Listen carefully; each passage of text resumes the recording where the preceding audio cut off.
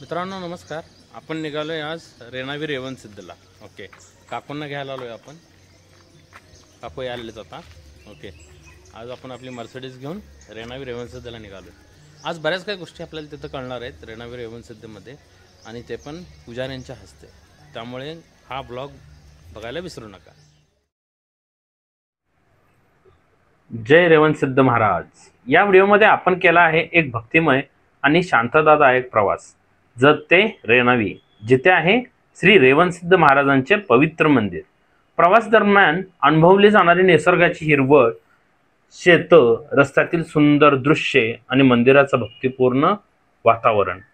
श्री रेवणसिद्ध महाराज हे नाथ संप्रदायामधील एक सिद्ध संत मानले जातात आणि त्यांचे समाधीस्थळ लाखो भक्तांचे एक श्रद्धास्थान आहे.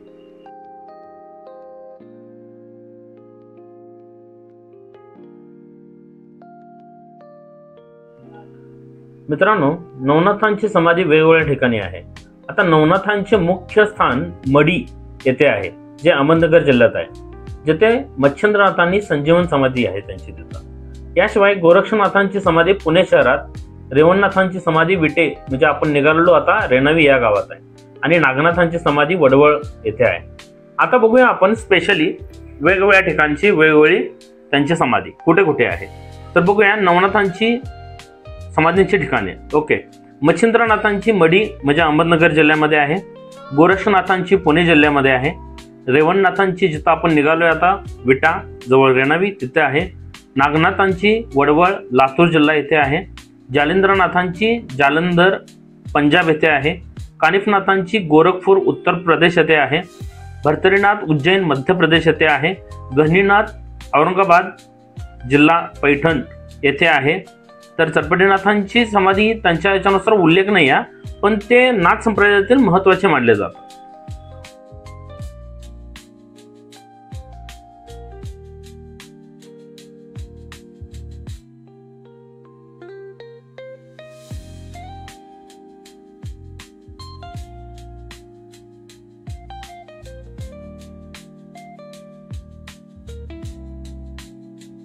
नवनाथ हे नाथ म्हणजे योगी नाथ संप्रदायाशी संबंधित आहेत आणि त्यांना नवनारायणांचे अवतार असेही मानले जाते.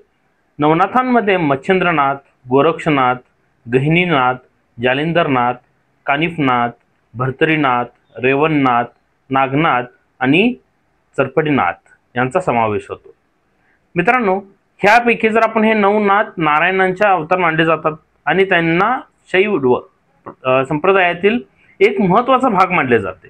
नाथ संप्रदायात योग मार्गाने सिद्ध अवस्था प्राप्त करण्यावर भर देतो. आता जर बघितलं मित्रांनो आपण, तर जगपासून हे अंतर खूप जवळ आहे आणि इतकं सुंदर असं निसर्गरम्य अशा वातावरणामध्ये ते मंदिर आहे, जिथं नवनाथांपैकी एक नाथ रेवणनाथांनी समाधी घेतली. ओके, त्यामुळे त्या गावाला रेवण गाव असे म्हणले जाते. बघूया आपण अजूनही प्रवासातली ही जी काही हिरवळ आहे ही बघत बघत आपण जाणार आहोत, आणि कंटिन्यू बघत राहावा मित्रांनो, कारण आपल्याला आज तेथील पुजारी यांच्याकडून खूप सुंदर अशी महती त्यांच्या तोंडून ऐकायला मिळणार आहे. So stay continue.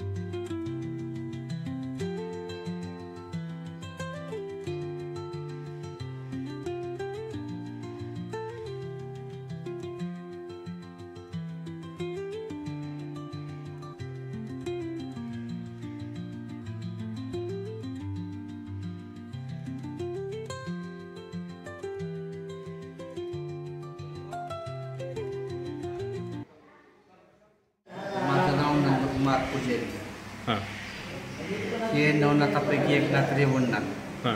यांना रेवणसिद्ध पण म्हणतात. नमस्कार सर. नमस्कार. नाव सांगा तुमचं. श्रीनिवास लक्ष्मण गुरव, रेवणसिद्ध मंदिर रेणावी. रेवणसिद्ध हे रेवणनाथ, नवनाथापैकी एक नाथ. मग रेवणनाथांना सिद्धी प्राप्त झाल्यानंतर रेवणसिद्ध पण म्हटलं जातं आणि रेवणनाथ पण म्हटलं जातं. तर नवनाथ हे सगळे शंकराचे अवतार.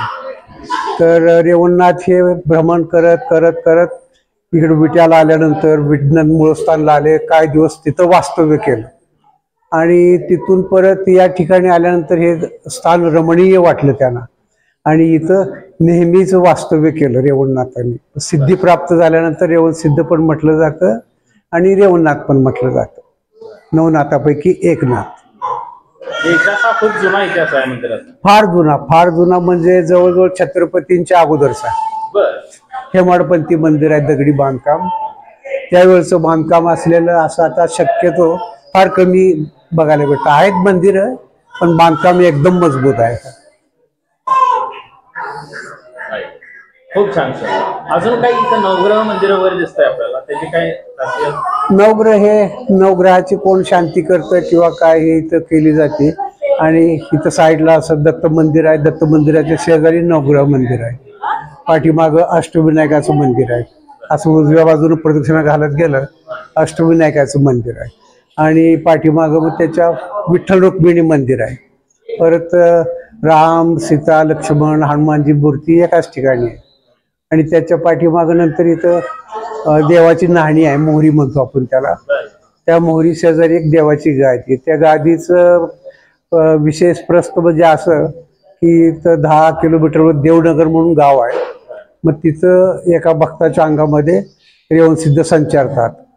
मग ते संचारानंतर ते तिथून चालत येतात. पुष्कळ गर्दी असते, अगदी 10 मैलापर्यंत त्यांचं दर्शन घ्यायला.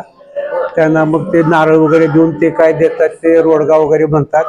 ते रोडगा आपल्या धान्यामध्ये आपण ठेवायचा वर्षभर आणि वर्षभर झालं की परत दुसऱ्या वेळेला आलं की त्याची पूजा करायची, तो आपल्या प्रसादामध्ये ग्रहण करायचा.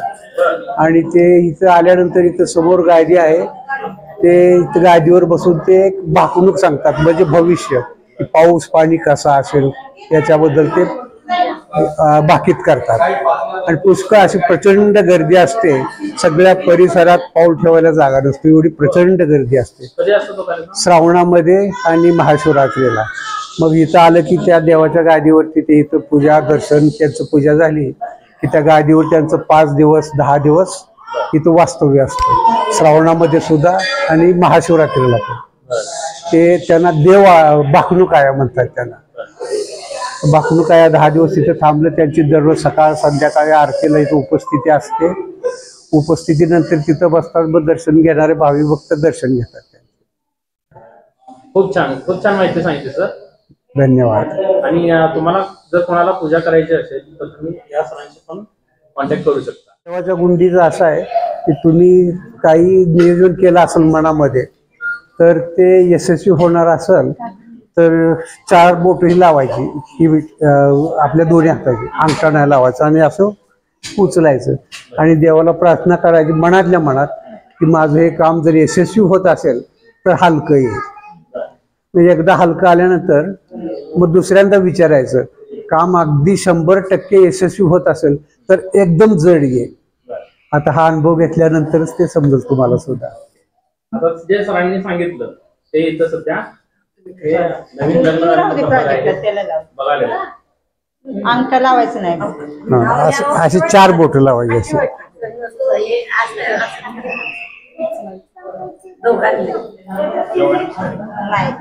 एकाने अंगठा लावू नका, 4 बोट अशी लावा.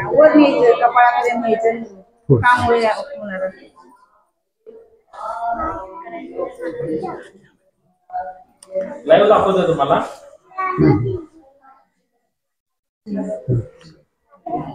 आणि आता एकदम जड ये म्हणावं, काम नक्की होत असेल तर.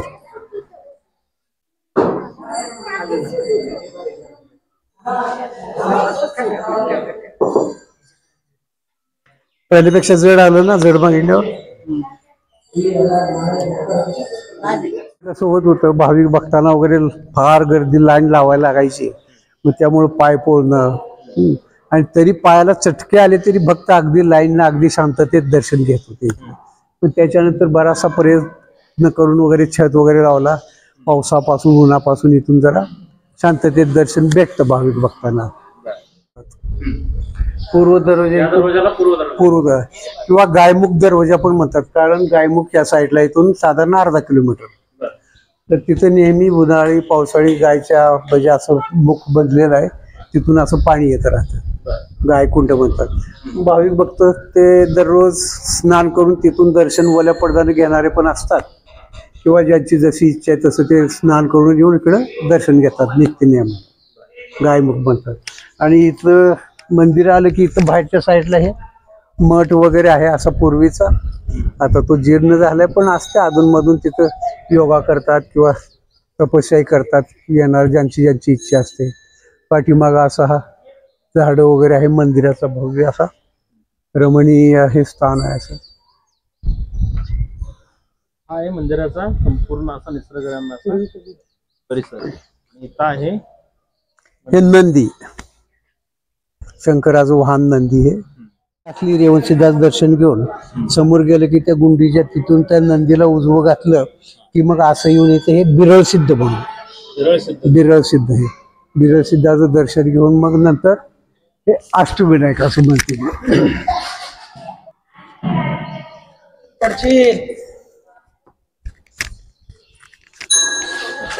ते आहेत श्री विघ्नेश्वर. श्री विघ्नेश्वर झाल्यानंतर हे आहेत महागणपती रांजणी गावचे. त्याच्यानंतर हे आहेत मयुरेश्वर मोरगावचे. नंतर हे आहेत सिद्धिविनायक सिद्धटेक. परत हे बल्लाळेश्वर पाली. हे वर्ध विनायक महाड, खोपोलीच्या जवळ महड आहे तिथे. आणि हे चिंतामणी थेऊरचे पुण्याजवळचे. आणि हे गिरिजात्मक लेण्याद्री. हे अष्टविनायकाचं दर्शन इथे संपूर्ण घडते आपल्याला. श्रीरामाचे भक्त हनुमानजी, लक्ष्मण महाराज, श्री प्रभू रामचंद्र, सीता माता. तर ह्या हनुमानजींना वेळ आहे तुम्हाला ना, तर ते सीतामाता स्नान झाले की सीतामाताचं दर्शन घ्यायचे ती. आणि सीतामाताचं दर्शन घेताना जय श्रीराम म्हणायचे. आणि त्यांच्या मनात एकदा आलं की बाबा हे हिथं असं तुम्ही लाल लावता, हे का लावता? आता सीतामाता म्हटली बाबा हा ब्रह्मचारी संन्यासी, आता याला सौभाग्य म्हणून सांगितलं तर त्यांना कसं काय लवकर पटणार. मग सीतामाताने एवढंच सांगितलं, हे लावल्यामुळं श्रीराम प्रसन्न होतात. मग यांच्या मनात आलं ठीक आहे, यांनी काय केलं, गेल्या ते पूर एक विहीर होती सेंदुरानं भरलेली, त्या विहिरीमध्ये उडी टाकली आणि गेले श्रीरामाजवळ. जय श्रीराम म्हटले. मग ते श्रीराम त्यांचा आहे सिंदुराचा अवतार पाहिला आणि एवढे प्रसन्न झाले, हसू आलं. मग सीतामाताला म्हटलं बघा तुम्ही तरी एवढं लावता, एवढं कधी हसले होते का श्रीराम? आज मी हे सगळं लावून आलो अंगाला, किती प्रसन्न झाले बघा. ही अशी एक आख्यायिका सांगितली जाते. सिंदूर लावण्याचं रिझन हे चालू. खूप सुंदर आज माहिती आपल्याला कळाल्या सरांमुळे. ओके, बरोबर. हे माहित नव्हतं बऱ्याच जणांना, तुमच्यामुळे हे माहित झालं. थँक्यू. महाराष्ट्राचं आराध्य दैवत विठ्ठल रुक्मिणी माता. प्रत्येक दिवशी भाविक भक्तांना इथलं नेहमी रेवणसिद्ध दर्शनाबरोबर हे दर्शनाला सुद्धा लाभ घेता येतो. गरुड देवता हे समोर असेल तर इथं हे आपलं भक्तांना प्रसाद हे वगैरे दिला जातो. साईडला इकडे बनवलं जातं प्रसाद. किंवा पाठीमागा असं भक्त निवास म्हणून आहे, छान भव्य भक्त निवास भव्य बांधलेलं आहे. तर हे देवाचं दर्शन घेऊन इथं विठ्ठल रुक्मिणी दर्शन झालं तर हे मूर्तीचे हे पाठभिंतीला असं आलिंगन देऊन भाविक भक्त इथं कान लावला एकदम शांततेत तर ओम ओम असं एकदम हळू असा स्वर येतो, ओम ओम असा. किंवा घंटी वगैरे नाही वाजली पाहिजे कारण त्या घंटीमध्ये येत नाही, तिथं असा कान लावला. खूप छान. नवीन एक माहिती आपल्याला कळाल्या. ज्यावेळेस सायलेंट वातावरण असते त्यावेळेस आपण येऊन हा अनुभव प्रत्यक्षात घेऊ शकतो. वाकून यावं लागतं. तर ही आहे देवाची गादी. देवाच्या गादीचं याच्या पाठीमागची आख्यायिका अशी की श्रावणात आणि महाशिवरात्रीच्या वेळेला देवनगर म्हणून इथे गाव आहे, तिथं हे रेवणसिद्ध महाराज एका भक्ताच्या अंगावर संचारतात. मग ते तिथून अगदी चालत येतात किंवा पळत येतात, मात्र इथं येईपर्यंत असं भाविक भक्तांची दर्शन घ्यायला त्यांना लाईन लागलेली असते. मग ते रोडगा म्हणून देतात प्रसाद म्हणून, आणि प्रत्येक जण आपला नारळ त्यांच्या झोळीमध्ये ठेवतात. त्यांचे बाकी सेवाकरी वगैरे असतात, त्यांना हेल्प करत राहतात. इथं आलं की ते बाहेर एक गादी आहे देवाची, तिथं ते बसून भाकणूक म्हणजे थोडक्यात भविष्य सांगतात. पाऊस पाणी यावर्षी कसा असेल, वातावरण कसं राहील याबद्दल भाकणूक सांगून देवाचं दर्शन घेऊन मग नंतर इथं 5 दिवस 10 दिवस त्यांचं वास्तव्य असतं. भाकणूक आहे म्हटलं जातं त्यांना.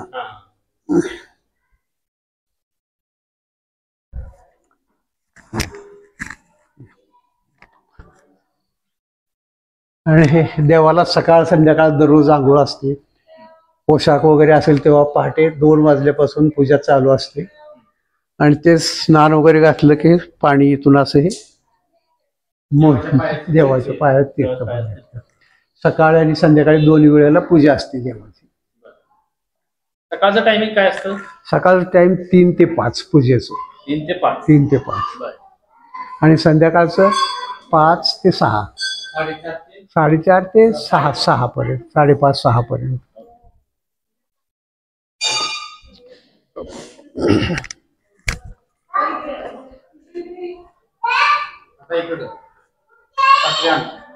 तेच नंतर करूया.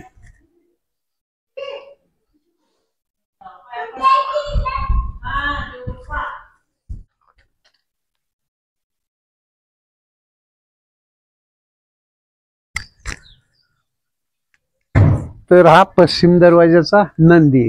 तर आख्यायिका अशी सांगतात, जेव्हा तो अफजल खान छत्रपतीनं मारायचा विडा वगैरे उचलून आला होता, ते तुळजापुरातल्या मूर्ती तोडत आला, मंदिरं तोडत आला. मग ते मंदिरं तोडत असताना पुढं काय काय आलेले भक्त त्यांनी सूचना दिल्या की असं असं बाबा तो मंदिरं पाडत आलाय. मग तेव्हापासून इथं मंदिराला चुना लावायला सुरुवात केली. असं चुने, तर त्याला वाटलं पाहिजे की बाबा हे मस्जिद असावं, आणि हे मस्जिद समजूनच त्यानं हे पाडलं नाही. तर त्या चुना लावायची प्रथा तेव्हापासून ही चालू झालेली आहे. प्रत्येक वर्षी महाशिवरात्रीच्या अगोदर चुना असा लावला जातो याला. आणि म्हणतात त्यांचे काही सैन्य आले होते, तर इथं गाव म्हणजे आमचं सगळं शाकाहारी गाव आहे.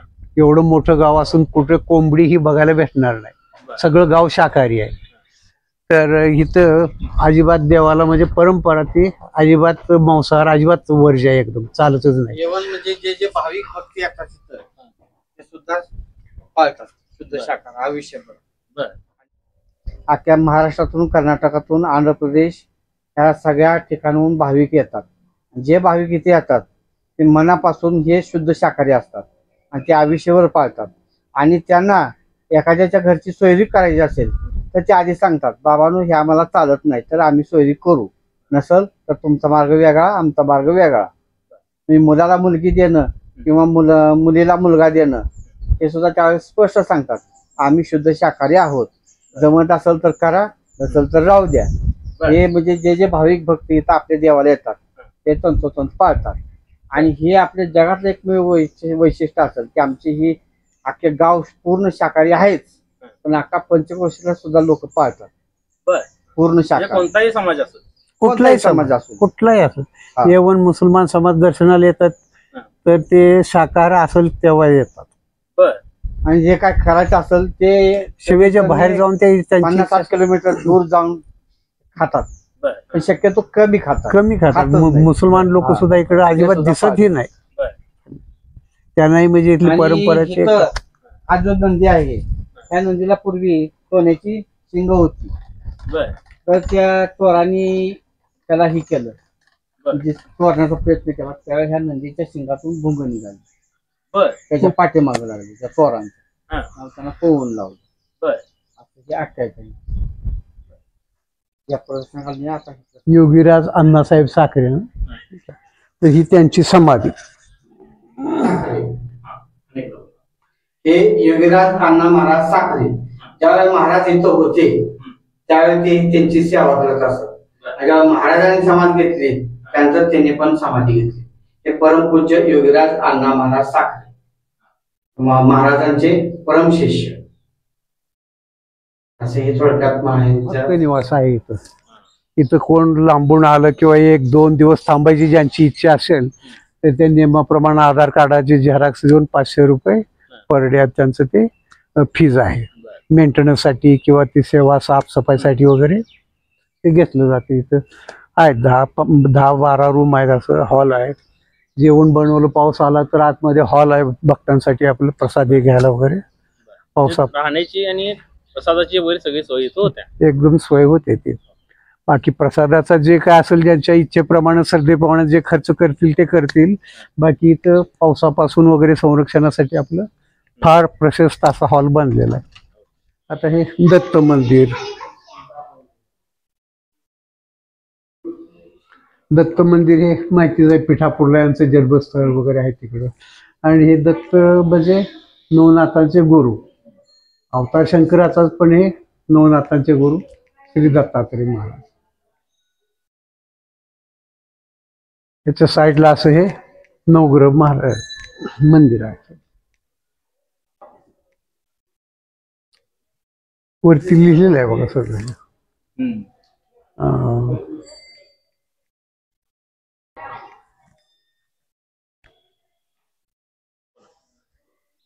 हे देवाच्या असं उजव्या बाजूला प्रदक्षिणा घालताना उजव्या बाजूला बसरसिद्ध मंदिर म्हणतात. हे खाली हे सुद्धा स्वयंभू आहे. रेवणसिद्ध मूर्तीसारखं हे स्वयंभू जसे आहे हे स्वयंभू आहे.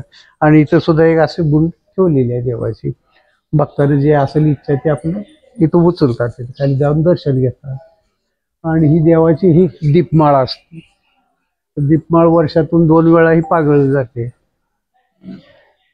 मग इथून म्हणतात की इथलं ते दीप इथं पाजळले की ते शिंगणापूर शिखर शिंगणापूर म्हणून आहे इकडे म्हणतात. तिथून हे आपलं दिसतं दर्शन त्यांनी घेतलं की इकडे ते हे करून हे दीपमाळ आहे अशी. आणि याच्या साईडला असे पंचलिंग आहे. हे जे पंचलिंग आहे तर हे पंचलिंगाबद्दल आख्यायिका अशी आहे की हे महाराज जेव्हा भ्रमण करत होते तेव्हा इथं विटा म्हणून तालुका आहे. तिथं आल्यानंतर एका ब्राह्मणाच्या घरी मुलांचा जन्म व्हायचा आणि बारसं झालं किंवा बारशाच्या दिवशी त्या मुलं देवाला प्रिय होत होती. आणि असं करता करता हे आज बारसं झालं म्हणताना काय प्रसाद जेवण वगैरे देत होते ते. त्यावेळेला हे तिथं गेल्यानंतर ते म्हटले बाबा हा आले कोण साधू संन्यासी त्यांना आपण जेवण दिलं. पण आज रडायला चालू झालं. ते मूल मेलं जन्म 10-12 दिवसात ते मरून जातो मृत्यू पावतो. मग हे म्हटले बाबा काय झालं सांगा अगोदर. तर नाही म्हणे तुम्ही प्रसाद घ्या. नाही सांगा अगोदर काय. तर हे मूल मृत्यू पावलेलं ते म्हटलं किती. तर अशी मुलं आमची 3-4 मुलं आम्ही गेलेली आहेत. मग हे म्हणे थांबा इथंच तुम्ही. आणि हे म्हणतात वरती जाऊन त्यांनी तिथं भांडण करून त्यांचं पण परत आणलेलं आहे. मग ते पंचलिंग म्हणून त्यांची इथं प्रतिष्ठा केली जाते. रेवणसिद्धांनी त्यांचा जन्म परत आणल्यानंतर. फार पूर्वीची कथा ही अशी आहे. तर मित्रांनो आत्ताच आपण सर्व माहिती पुजाऱ्यांच्या मुखातून ऐकलेली आहे. ओके. सो मित्रांनो व्हिडिओ आवडल्यास लाईक करा, शेअर करा आणि सबस्क्राईब करायला विसरू नका. तुमचं मत आणि अनुभव कमेंटमध्ये नक्की शेअर करा. सो मित्रांनो भेटूया परत पुढच्या व्हिडिओमध्ये. तोपर्यंत बाय बाय.